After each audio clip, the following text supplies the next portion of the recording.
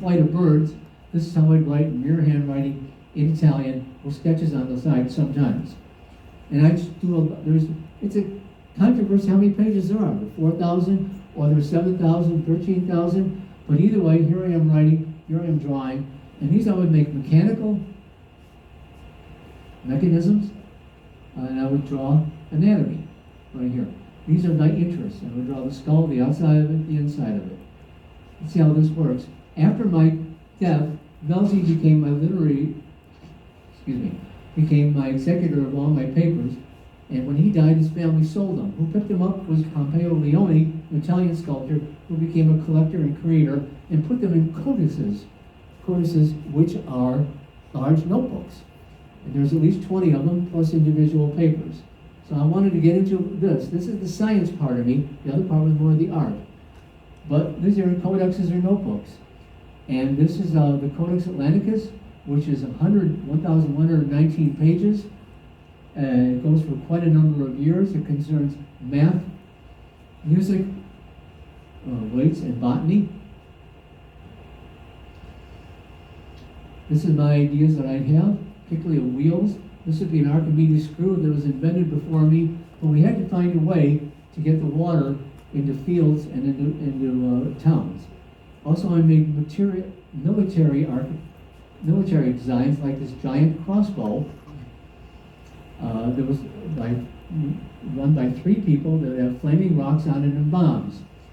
This is just an idea. I had an idea for a flying machine that would become, later on in your day, a helicopter. My ideas, though, did not influence today's world because they were kept in private hands for my papers for hundreds of years. But I had the idea of a flying machine because I studied how birds fly, and I thought if you twirl something like this with a parabolic sail, it would go up. This would be too heavy, but it would be a rotating corkscrew. These are hundreds of years ahead of time. The Windsor collection has, the King Charles private collection, has 72 pages, and it's a codex. It has anatomical and artistic designs in them. But let me show you. Let me be more specific. With anatomy, this is what I show. I go to a hospital, and in the hospital, I dissect an old man every once in a while, illegally. And this is my ideas. I peel away the skin, and of how the muscles and the ligaments all fit together, all go together, and how they do, like the feet and the brain. This is a dissection. In addition to that, it would be something like this for the arm. These would be so good that they could be used in anatomical textbooks even just a few years back. That's how good they would be, but they weren't. Or about the heart. Actually, I found an ox heart, and what I did was I filled it full of liquid wax. That hardened, and I made a glass model of it. And then I was able to pour water through it to find out how this works. So this is science built in with drawing, because art and science are intertwined. That is, they complement each other. They are together, and if you combine math and the words, it all fits together. You get a 3D view of it, a holistic view of what I'm saying, of how the body works. And again, the arm movements, or reproductive system, or a baby in the uterus with an umbilical cord. This is how they're shown. I want you to notice the hair, and on the botanical things that I would sketch, it's almost like the wind is flowing through them. That's how delicate this was that I would make. These collections are now curated, and have been, and they are in private collections and in state museums, and they have been digitalized for the world to see, and there's just even separate pages here and there. Actually, the Codex Leicester, or Codex Hammer, was bought by Bill Gates for $30 million. And it shows, it's only 72 pages, but it shows canals, currents, docks, dams, and military matters, and even architecture here. And he digitalized this. In these codexes are some of my brilliant ideas, like a man who has a breathing device underwater. He can go on a flat underwater surface and breathe this way. Or the idea for a round church, architectural design. Or the idea of physics, mechanical physics with a pendulum. Or the idea of a hand crank turning a gear that would turn a wheel. This is the technical and mechanical explanations I have. We've all seen these when we're trying to put something together, maybe from IKEA, maybe, or whatever. So this is how this would work. You see how art and science is together? Same with music and math. It's the same thing. It really is. And same with art and math. They flow together. My ideas were ahead of the materials at the time. My idea for a parachute, this would slow you down by about 20% in the real world. It needs to have a larger area, but it's an idea. And my flight on birds, 1505, 18 pages on air currents, air resistance, and the wing is a wedge. Idea for a flying machine that I had, human powered, or a kind of like a glider, like a bat kind of wings that I would study.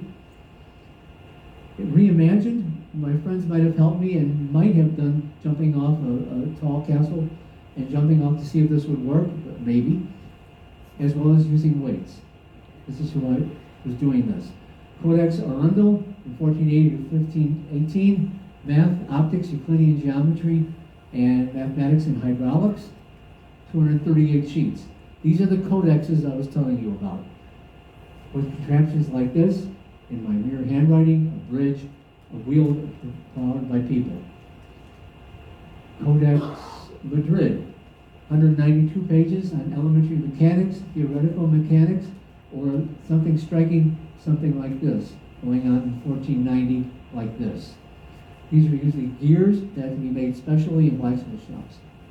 I was always testing and experimenting, always, and I went along with the scientific method.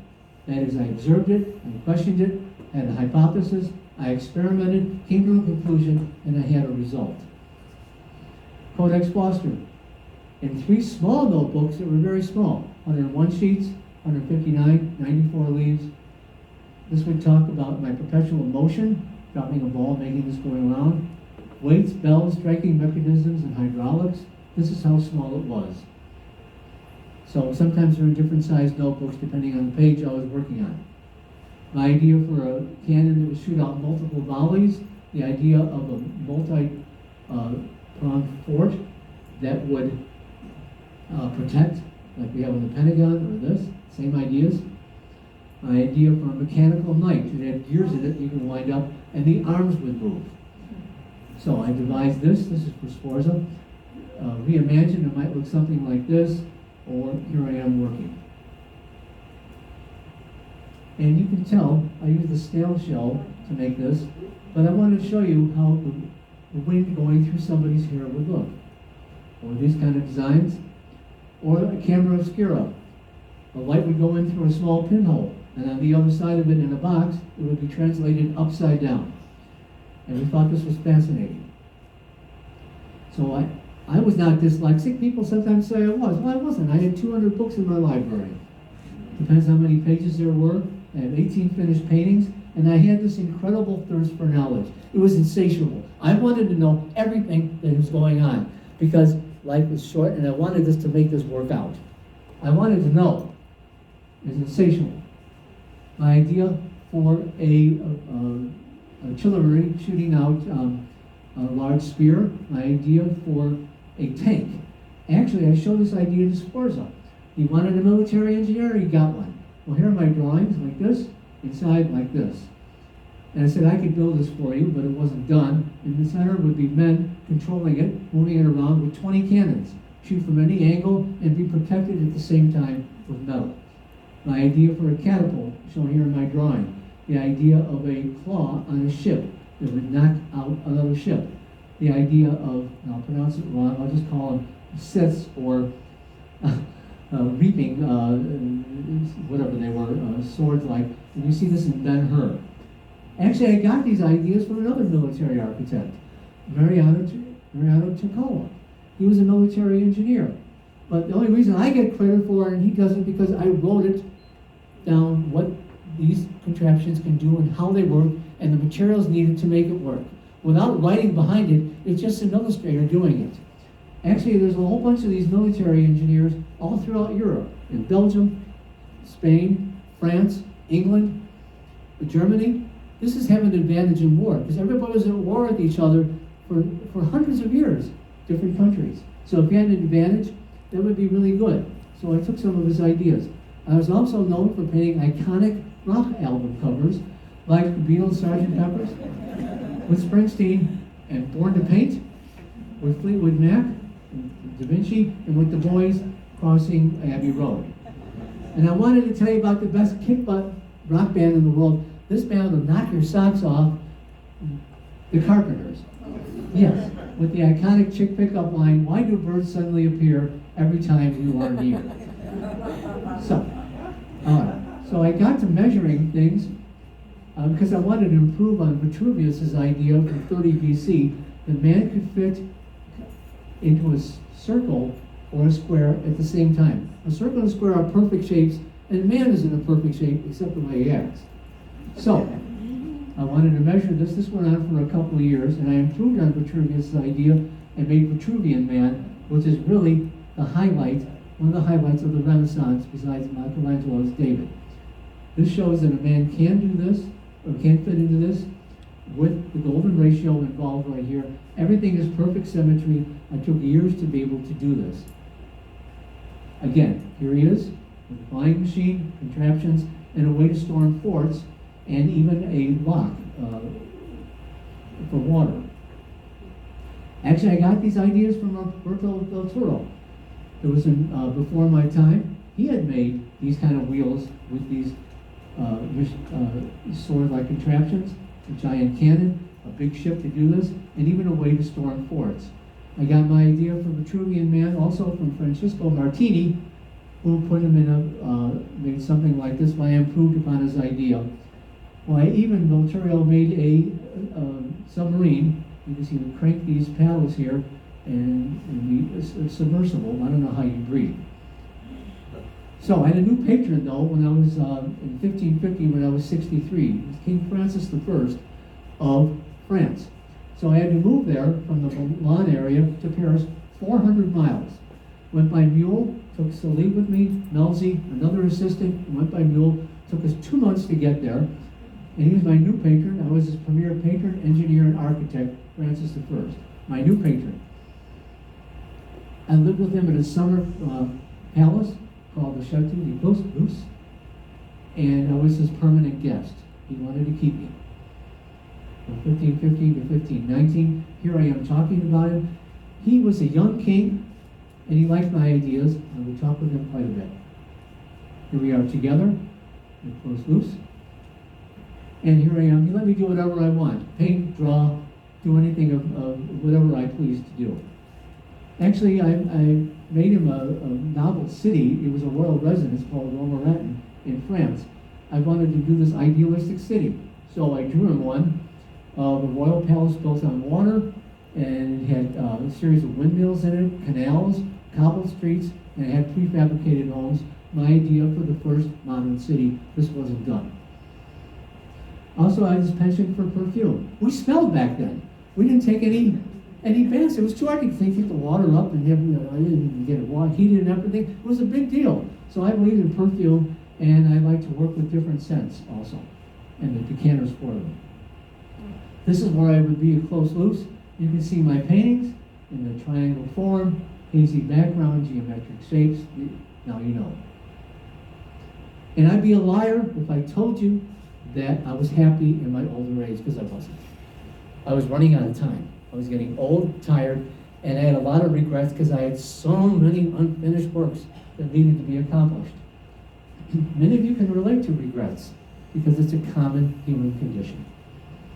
My bedroom in close loose. Here I am, actual picture of drawing of me, played the mirror. Here I am. Why would I bring this up for? Because the Ninja Turtles, the Teenage Mutant Ninja Turtles, are based on the people of my time period in the Florence area.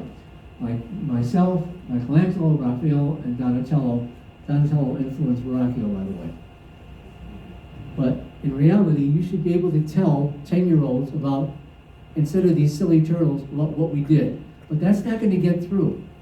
So talk about the ninja thing. Tell them they can take beginning karate, beginning taekwondo, and learn that instead of watching cartoons.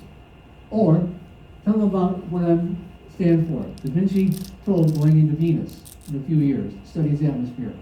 Da Vinci School in Dallas. Da Vinci robotic surgery. Here in the villages they have one. And even software. So let's get rid of the 3 C's in society of mediocrity. Conspiracy theories, cartoons, and crappy art. We can do better than this, and we all know this. Let's move on to higher levels, and actually, it's a beautiful day. Don't let it get away. And close loose, going back to this, children can play on my tank, see my artillery things, see my rooms, a paddle wheel, even a paddle boat. Here's my idea for breathing underwater and goggles. The idea for the cart that I had, the idea for self-propelled flight. This would not work, it'd be too heavy, but the idea and the formation of it was there. Or a mechanical lion with gears in it, or walking on water displacing it. And there are at least three museums in Italy, plus exhibits all over the country, all over the world about what I have. There's 100% interactive museum there. You can go there and look at the models that I made and interact with the computer and make models yourself. Turn the gears that I have and turn them here. There's one in Florence, there's one in Milan, and there's one in Belgium. You can go and experiment on what I did back in the day. Actually, the models become reality. I died in May of 1519 at 67 years old. I died from complications following a stroke. I died in the arms of Francis I. It was quite touching because he cared for me. My last words were, I have offended God and mankind by doing so little with my life. This is where I'm buried in a chapel next to Close Loose in May of 1519. Inventor, artist, scientist. Actually, in today's world, they have some of my DNA from a drawing, this chalk drawing that I made of a child, because I use my fingers, and they're able to relate it to the Tuscan region. So what goes around, comes around. So that's me, Leonardo da Vinci, the ultimate Renaissance man, artist, inventor, genius, a man for all seasons, and thank you, that is enough.